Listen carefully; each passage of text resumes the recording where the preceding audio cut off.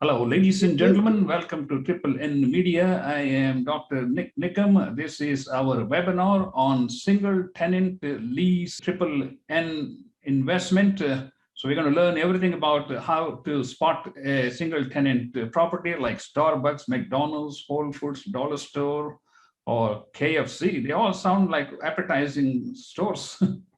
And what kind of market research we need to do, what kind of information we need to collect, and what kind of financing we need to have, and see what kind of returns we can expect from this triple net single tenant lease. My friend is Hari Rao, who has invested in many of these single tenant properties, so he's quite familiar with that, and he's going to share his knowledge with all of us. Hari, welcome to Triple N webinars. Let's get started.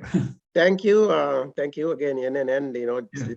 Your nickname NNN, yeah, but my logo too. That's the logo too. So yeah, let's talk about single tenant net lease. Again, as you talked about, KFC, Starbucks, McDonald's, they're all single tenant net leases. Okay.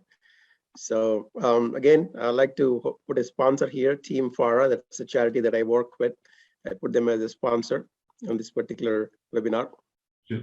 Introduction for myself. I have an MBA in finance from University of Michigan, 15 years of investment experience. I've done 6 multifamily deals as a limited partner, 3 multifamily deals as a deal sponsor. 3 triple net general partners. Actually, I've done more than that. 5 land deals, and then stocks and bonds. These are my current portfolio that I currently manage. Carriage Place, we just closed $23 million deal, 95% occupancy. Glen Oaks, $15 million deal, 232 units. We are getting to 90% occupancy. Miramar, 1984 built, again, 143 units. We also did these 3 triple nets here, Starbucks, Fresenius, as well as 7-Eleven. And we're also working on our Austin portfolio. Liberty Hill 1 was very successful. We raised $5 million. Currently working through the ranch offering in Austin. And also we also have the Liberty Hill 2. It's actually not Austin, it's a Liberty Hill 2 that's coming pretty soon next week. With that, let's just talk about the overall asset classes. We all know CDs, treasuries, annuities, that's a single tenant net lease. Multifamily, very favorite for all of us. Lands, of course, a lot of speculation going on right now in Austin. Single family, we all own single family. Stock market, I'm sure you all invested somehow, some way. Gold and bonds, but let's focus on this one, single tenant net lease, and why it is important, why it is so lucrative. And we just closed on a Starbucks 51% return in 14 months. Okay, 14 months, and we're planning to exit few more with 30+% returns. And one of our triplets. But there is a catch. Okay, it doesn't happen all the time. And I'll tell you what the catch is here. So if I look at all of the multifamilies, all of the asset classes, this is a single tenant net lease. You have the multifamilies, you have the land deals, you have a single family homes, deposits and stocks. Here you can see check boxes. So everything is a good, everything is a plus for single tenant net lease. They provide cash flow. Leverage means you can get loans, you can get unlimited loans, because they're producing cash flow. For lands, 2, 3, 4, the bank will say after that, say no. Okay. It's a very hard asset. It's not like, a speculative thing. It's a physical thing that you can touch, brick and mortar. You build equity slowly, but surely, gradually. The best thing here is a predictability, and I'll talk to why that is very important, right? If you say return is 19%, it will be 19%. We know COVID is still in our memories. 2008 is still in our memories. 2001.com bust is still in memories. Memory. These things are insensitive to economic outlook. Means they give you predictable returns no matter what the economy is. Okay.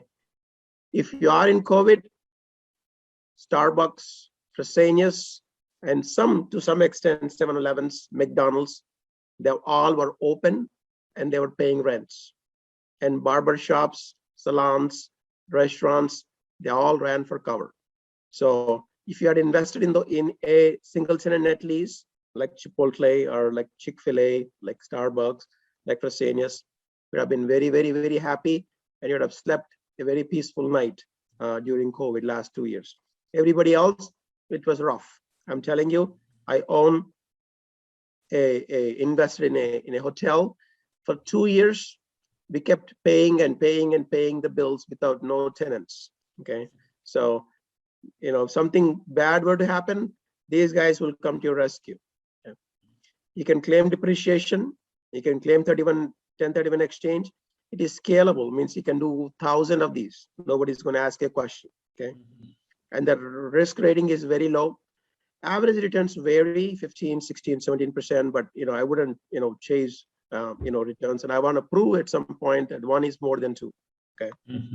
Again, Triple Net is all about investment grade tenants. Investment grade tenant means these are the corporate stores, corporate owned tenants that have high credit rating. Means a BBB, at least BBB or BB plus rating. That means, what that means is that the probability of them defaulting on the rent that they owe you is very, very slim. What that means is they continue to pay you the rent. Okay, they continue to pay the rent. So that's what this is, the beauty is all about for this property. Top reasons: they're safer, they are better than any other investments, they guarantee a monthly income. You don't have to worry about vacancies because you're guaranteed a lease. Okay, zero management responsibilities means you can take a vacation, you can watch a movie, nobody's going to call you, nobody's going to bother you. Okay, and you are in control for these properties, and we'll talk about more. Okay, again, same thing, long-term leases. You don't have to worry about vacancy rates. Low risk investments backed by an investment grade tenant. Great cash flow, getting reliable cash flow every quarter, and you can claim depreciation and capital gains. Again, some of the current cap rates for different asset classes: McDonald's 3. Why? Again, I will ask you a question. If McDonald's is paying you 3%, they come and go in one hour. Okay, McDonald's, I have many dealers who offer McDonald's. They come in at 8 o'clock and 10 o'clock, they're gone. So why are people so crazy about a 3%? And then why are people not crazy about 14%, 15%, 16%, right? 3 is better than 12. Okay, I can prove it to you. Okay, why 3 is better than 12? Okay, because these are guaranteed, predictable. They will pay you as promised, regardless of the economic outlook. What if there is a depression? What if there is a new variant of virus? What if there is a delta, gamma, beta? What if everything is closed, right? There are so many things that can happen. A terrorist attack, a bomb blast, right? So you're immune to those variables if you own a triple net. Again, the fundamental concept here is investment grade. You can see over a 15-year period, low investment grade tenants have a 41% probability of default. AAA, they have 0% probability of default, means you still get your rents. Again, I think these are all, I'm just going to skip through it. I'm just going to get to the meat of the thing here. Why we are here: end-to-end cycle. 1, search. 2, evaluate. 3, crunch the numbers. 4, purchase the property. 5, manage the property. 6, sell the property and lock in your profits. Okay. Search. Where do you search? There are a lot of sites. You can start looking in LoopNet. You can start looking in Crexi. You can look at their multiple broker sites. I've listed many of them here. I would say have a list of at least 10, 20 brokers that constantly send you this information. Like every single day they need to be in inbox. Have a new offering, have a new offering, have a new offering. Okay. That's what I used to do. Like 8 o'clock, 9 o'clock, I would get a screen through it, fast and furious. Okay, I like this thing, what you think? I like this thing, what you think? Can you lock it up? Can you write a contract on this one? So have like a 10 or 15 reliable brokers that keep sending you off market deals, not deals that are on the market, that are deals that are not even in the market. Build a relationship with the brokers over time. Call them up, ask them what's going on, ask them what their specialty is at. Ask them, tell them you're a high net worth individual. Of course, they need to trust you to be able to send you an off-market property. Okay. And then wait for those broker emails and act fast and evaluate. It comes from experience. And I kind of told about the lease type. There is a N, there is a double N, and there is a triple N, and there is a ground leases. Means triple N means they will pay for all the expenses. Double means they only pay certain expenses. N means they only pay certain expenses. Ground means you're completely immune to the lease type. So look at what is the lease type, what is the lease duration, what is the cap rate that you're offering? Is it meat on the bones? Is it like let's say the average currently is at 5.5? Are they actually offering you, of course, if it is 5, that means, they're offering you very expensive. If it is, 6 means it's a good deal. Age of the property, is it new? Is it old? What is the credit of the tenant? Location, location, location. It has to be a hard corner.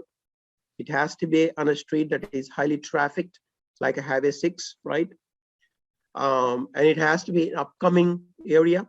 Okay, location, location, location. This is a very beautiful chart I've put together. Okay, pay a lot of attention to this one. I think if you get this chart, then you're done pretty much. Okay, Ram, I don't know if you're here. Okay, here it shows price low and price high. Returns are high, returns are low. I know you all love returns. I love returns too, but there is a catch. Okay, I'll show you right here. Okay, why sometimes looking for high returns is a bad thing. Looking for low returns is a good thing. Okay. And I'm going to show you lease term. Shorter the lease, lower the price, higher your returns. The problem is when the guy vacates, you got to find another tenant. That's where you're going to get burned. Okay.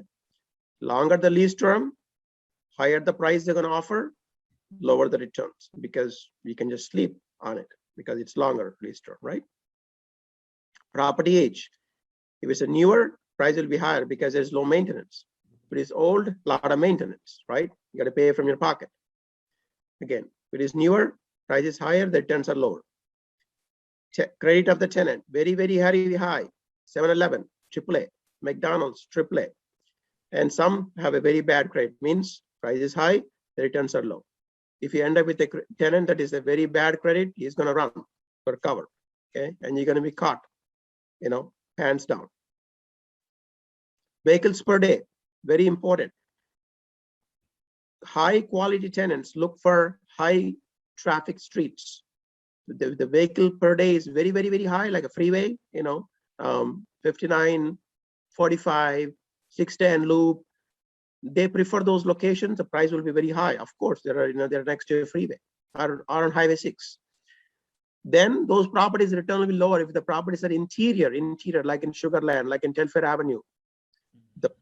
The returns will be higher, the price will be lower, but you don't want to, go on the side streets. Okay, those are the ones who will exit faster, means run for cover. Something happens. The biggest of all, probability of default.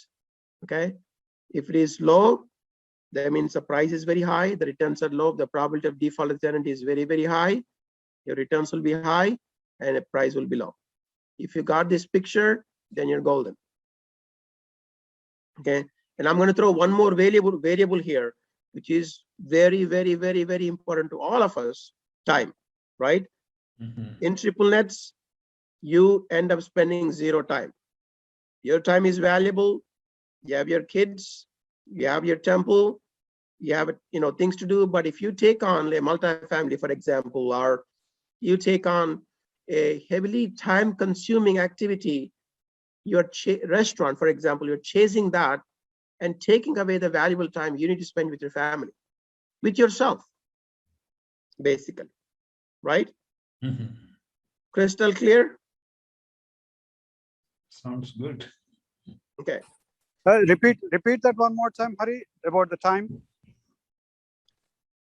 In single tenant net lease, when you give this to a McDonald's, right? And he signs a 30-year lease, You disappear for 30 years. You show up after 30 years. Those 30 years, you can spend time with your family. You can spend time in the temple. You can spend time in India with your parents and not chasing these tenants. Let's say you're a multifamily manager. Ram, you know, right? What's happening? Tenants are coming. Tenants are going. Occupancy is low. There is flooding. There is hurricane. There is tornado. Roof is got blown up. The guy didn't pay insurance. The grass guy didn't show up. How many nightmares have deal with? Got it. Right? Here, nothing. Zero. You do nothing. Got it? Thanks, Hari. Okay. And we even within the multifamily, there are different sectors. I mean, there, of course, we know pharmacies that are getting shot big time by Amazon, movie theaters, streaming problems, discount stores, dollar stores. Again, people can order online. Fitness stores, people are going home. Like, you know, there are issues with everything, but I really love fast food. McDonald's, Chipotle, Wendy's, KFC, Taco Bell, Burger Kings. You just can't go wrong with it. People need food. People need fast. Okay. And they're going to be minting money in the next 5 to 10 years, the fast food giants. So if you have to go look at these things, that's where we are putting our money. Of course, medical is another one. Medical means dental, you know, dialysis centers, hospitals, emergency care. It's not in here, but they're also considered very low risk. I would put my money, if I have to put money, in the triple net, you know, sectors. Okay, lease summary. This is one of the things that we evaluated. Okay, here you can see lease type is double N, lease term remaining 5.9 years. So that's pretty average. Okay, it's like not too long, not too short. Okay, you have to look at the rent schedule. What is the overall rent per month? What is overall rent per year? Okay, what is the rent bumps? When are they changing the rents? Okay, so you have to look at how often that the rents are going up. What is the current lease term? When does the lease expire? Who's going to pay for the taxes? Who's going to pay for the insurance? Who's going to pay for the maintenance? Who's going to pay for the structure? This has to be part of your evaluation. And is it a corporate store or not? That's a big thing. I would say that you should only go for a corporate store and not a subsidiary store, which there are a lot of differences in those things as well. Okay? Signed corner lots. Always look for corner lots. Always look for pylon sign, means that gets them visibility, high visibility, and also on high traffic streets. So with those properties, you will not go wrong. Okay, those tenants will not leave you, never, ever, ever. Okay. Location. You know, look for the cap rates. We'll get into the cap rates in a minute. Okay. Next, crunch the numbers. Look for the IRR, look for the annual return, look for the loan requirements, look for the cash that you need to raise, and look for the dividends. And I usually use sheets like this. Okay, these are Excel sheets. This is my cash flow, year 1, year 2, year 3, year 4, year 5. Cash flow means I'm getting. And I'm also paying my debt. How much is going out? How much is coming in? How much cash is left out? Like here, 69,000, 69,000, 69,000. Now how much am I getting when I actually sell it? What is your entry cap? What is your exit cap? And what is your IRR? And what is your dividends that you're going to pay your investors? And what is the annual return? So you should be able to project this, show it to your investors, get their confidence. And once you get these numbers down, they're extremely predictable, triple nets. If you say 23, it will be 23, maybe 22, maybe 21. 1 in 3 multifamilies fail, but very, very, very few triple nets fail. Okay, I know many multifamilies owners in Dallas, in outside. I know we love multifamilies, but they will fail. Okay, and they also, you're putting your dollars on a single person who has to manage those properties. If he does not manage those properties, you are in big trouble. Here, you're taking the management out of the equation. There is no management. Okay, it's an autopilot basically in this one. Any questions? I can stop. purchase. When you say 1 in 3 multifamilies fail, what's the main reason for them failing? People, right? Smart people do different things, dumb people do different ways, right? You don't know. Do you know? Does he have an Ivy League degree? Does he graduate from Wharton? How smart he is? Have you evaluated that? People can make mistakes. So if I can jump in on that question, Hari, is it okay to jump in? Yeah, absolutely. Yeah. So but the big thing is how you have done your underwriting to start with, how conservative you have been, how practical you have been. 1, 2, once you take over the property, how are you doing the asset management? When the leases are up or when there is attrition going on, then how are you managing that piece? Are you able to program manage that property management entity well or not? A lot of times I have seen what is happening is when people get into multifamily, their time is of much value because they're spread so thin, and they don't manage the property managers well because they have so many properties to deal with. Yeah. That is 2, and 3 is are you having the right mentor to give you the visibility of the landmines out there? So when people go without much guidance, they may have a lot of blind spots. But those I have seen in my own management of multifamily. Yep. If you have 20 kids, there's only so much time you can spend with one kid. Easy. Okay. Okay. The banks, have a banker, have relationship with the local banks. I have listed a lot of banks here.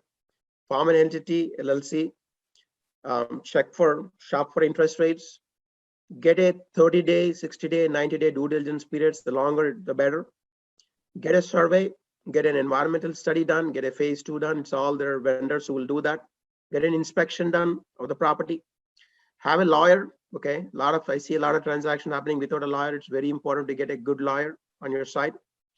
Work with a good title and then close the property. Banks, there are many banks. I work with Capstar, Fidelity Bank, First National, Santander, HSBC, Lloyds, Barclays.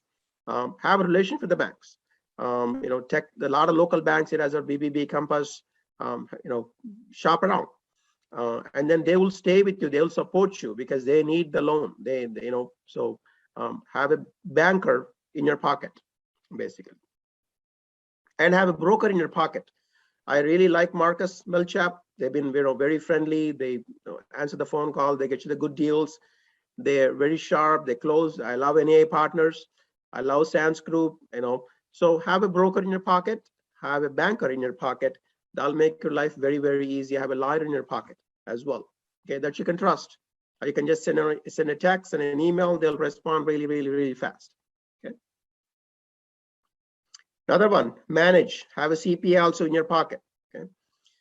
Select a management firm. There are a lot of management firms. A lot of these triple net companies pay the fees for the management company to manage the property. So if there is a roof leak, if there is a parking lot that needs to be paved, painting that needs to happen, they will help you manage the property, and they will actually pay for those management fees for this property. Have a routine site visit. Do not ignore. I would go to every single properties, have the painting done, have the pressure wash done, have the inside cleaning done, have the glass cleaning done from outside, have the signs cleaned outside. Make sure you're noticing every single thing because the property needs to be sharp. Do HVAC maintenance, preventative maintenance, roof leak maintenance, so that they don't catch you at the wrong time. Reconcile your bills, stay on top of the nitty-gritty details. Again, CPA can help you, the management firm can help you. You don't need to do all this. You can download those things. I know I said there's no management. You can download those things to the management firm.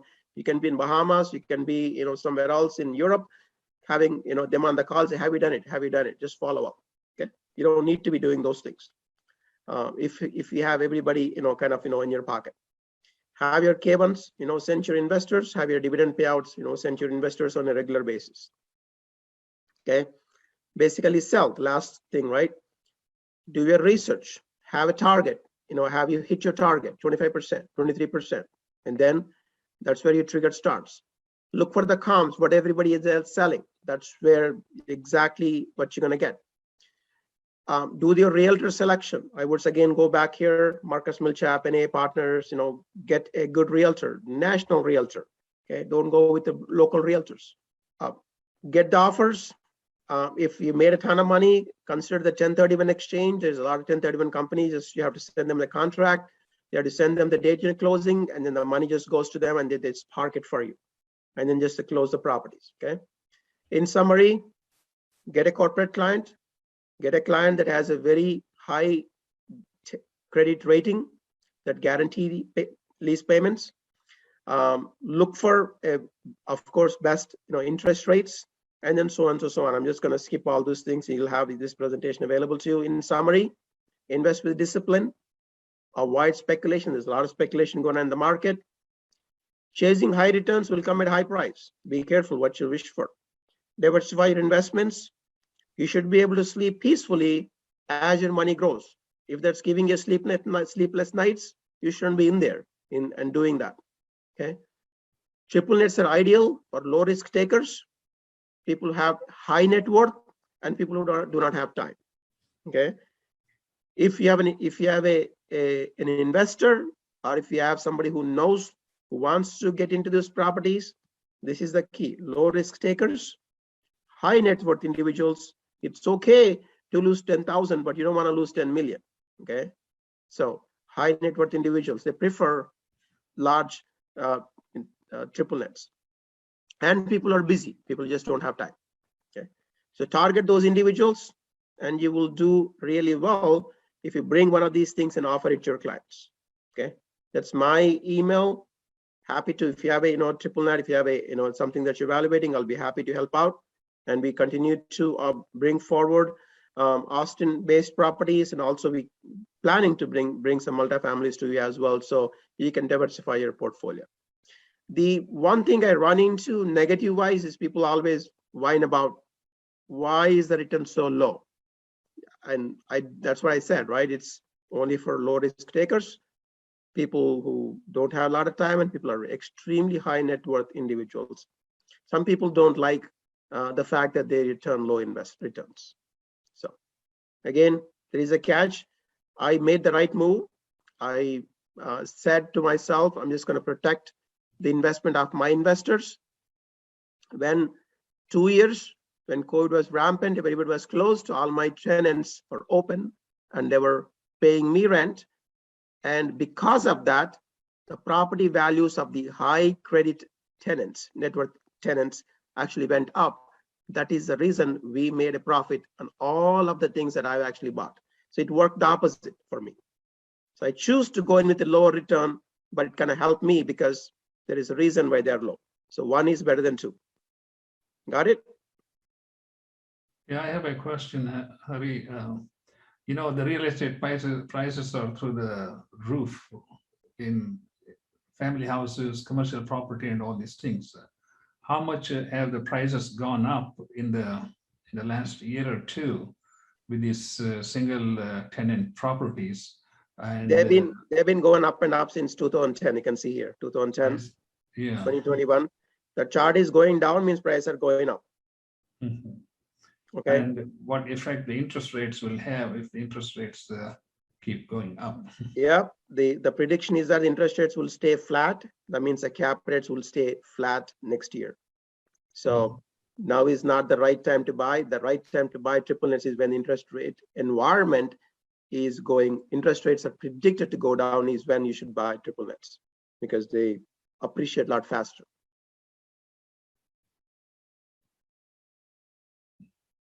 So here you can see 5 to 9 people lost money here because it's a interest rate increasing environment. Yeah. Once the 2008 hit, it was a interest rate decreasing environment because the financial crisis hit and then Fed starts lowering the rates.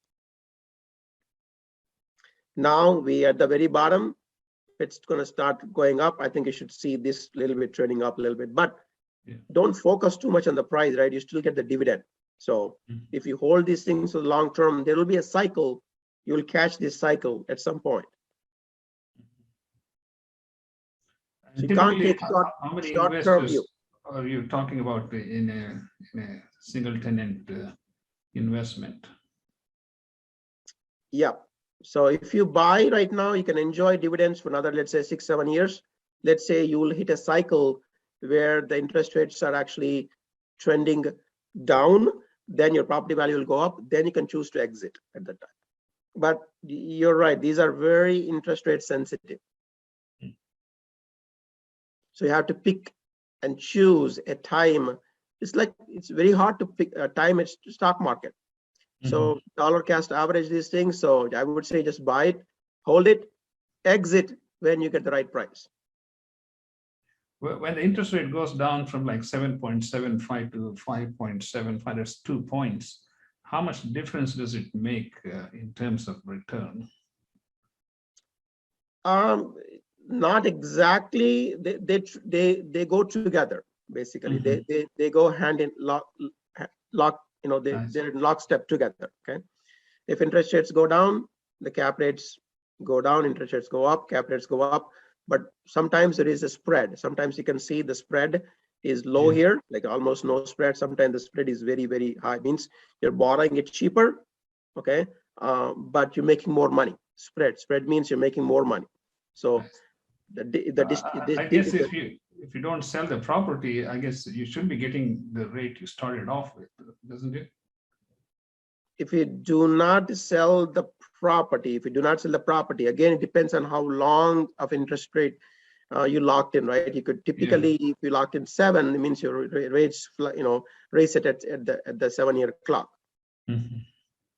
So commercial real estate, you can't do 30 years. I see, yeah. So they don't know. We don't know what's the 30-year rate going to be. So I would say stay put until 2022. That's where the interest rates are going to start going up. And then we can grab some. I think they're probably going to steady or come down after that. So now is not the good time. See, like looking at your graph here, it takes like almost 3, 4, 5 years for the interest rate to reach the top. I mean, just on this graph. Yeah, right here, 16, 17, 18, 19, 2005 to 2010. Yep. So anytime during that, we'll be, we're taking a little less return. Yep, this Fed kept increasing. We can't imagine hyper growth this time, and then the banks crashed. Yeah. Again, they held it very, very, very steady, and the COVID hit, and then it came down. But now everybody's prediction is that they'll stay flat. 2021, 2022, they'll keep going up. So now is the time. If you already bought something, time to exit. But a lot of people who made a lot of money in the market, they're actually coming in and buying these triple nets. I asked a realtor, why people are so crazy about these things. It seems apparently in California, if you sell a single family house right now, right? I know majority of my friends are in their upper 40s and 50s. Their single family home is $3 million. So if they sell it, what they're going to get here in Texas, they get a McDonald's. Yeah. So they're exiting a single family, buying a McDonald's in Texas. Makes sense.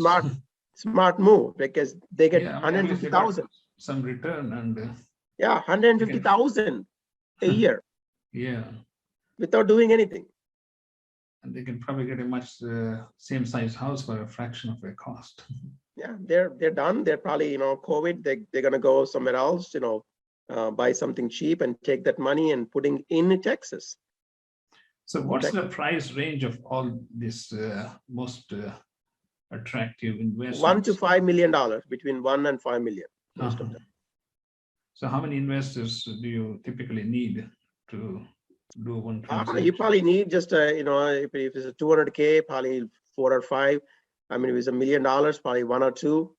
I mean, so a lot of people I know do it by themselves. They don't need anybody. They got like $1 million and they just borrow 2.5 and then get a property.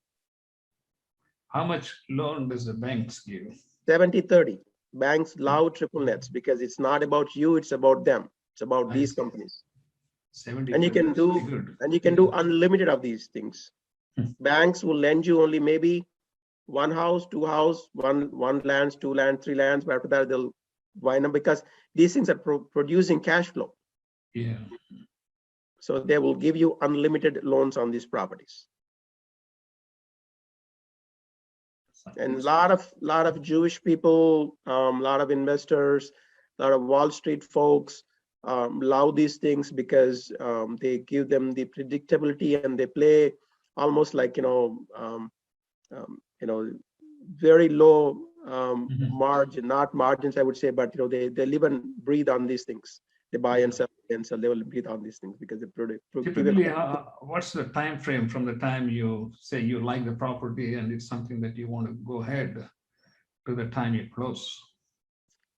In a couple of my properties, at least took me 6 months. Mhm.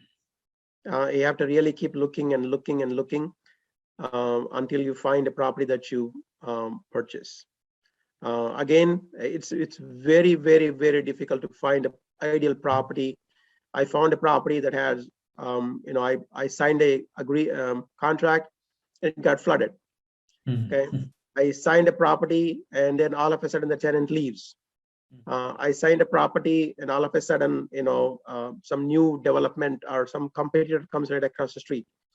So again, I find if I buy a property, the air conditioning is broken. You find a property and there is too much repairs that required for the property.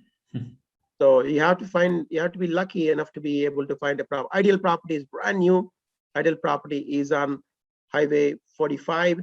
Ideal property, it's a McDonald's. Ideal property is that it's just, is a fast food center, then you're golden. So is the McDonald's readily available for general investors? No, they're very rarely available. Yeah. Even if it's available, they're gone in 15 minutes or so.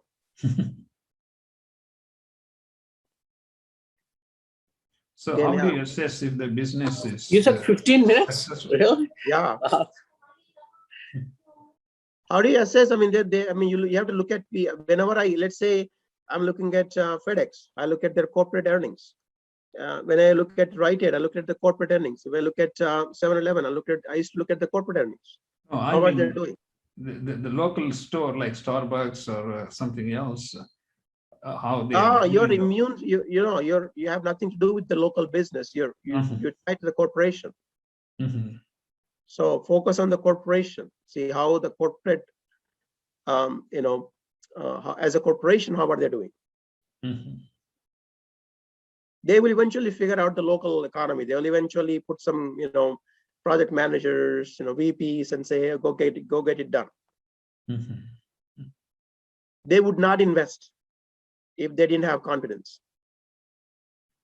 So are all the Starbucks stores owned by Starbucks in the sense the business, or it's owned by investors? It all depends. Chase banks are always owned by Chase banks. Bank of America is always owned by Bank of America. 7-Eleven is a split. 7-Eleven, they're corporate stores. 7-Eleven, they're franchise stores. Starbucks, 100% they're corporate stores. McDonald's, they're 50-50. Fresenius, they're 100% corporate stores. Dollar General, it's all franchisee stores. So it's a mixed bag. I see, yeah. So you have to make sure you're getting a corporate store, not a franchisee store. Yeah. When you say franchise, you're talking about day-to-day operations. No. Franchise means they'll just lend their name. Oh, I see. Okay. So it's the corporation doesn't run it. I see. Yeah. A lot of 7-Eleven, they'll just say, hey, you pay them $120,000 and they'll say, you can use my name. And they'll give you the specs, but it's up to you to run it. If you're making loss, they don't care. I see. Yeah.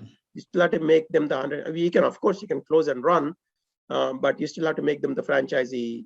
But then you're depending on individual owner. Yeah. McDonald's, same thing. Yeah, franchise stores and corporate stores. Taco Bell is a 90% franchise stores. There are very rarely it's corporate store, Taco Bell. Yeah. Mhm. Same thing with the Burger King. Wendy's, it's a mixed bag. Yeah. So if it's a corporate store, they take special care of that store. Mhm. They pay special attention That's really, to the store, and they would not even get into that store unless they're 100% confident they can make profit. you can make profit. Anybody else has any questions, gentlemen, ladies? Thank Okay. you. Yeah, thank you, ladies Hey, and thank gentlemen. you very much. Yes, it's been an enlightening seminar, and I think we've been live streaming it. I'll have to go check it, but I'll see if I can download it and put it on YouTube channel. Thank you so much, and we'll just keep doing this and learning as we go. Thank you, gentlemen, for joining the seminar, and we'll see you next time. Okay. Thank you, Hari.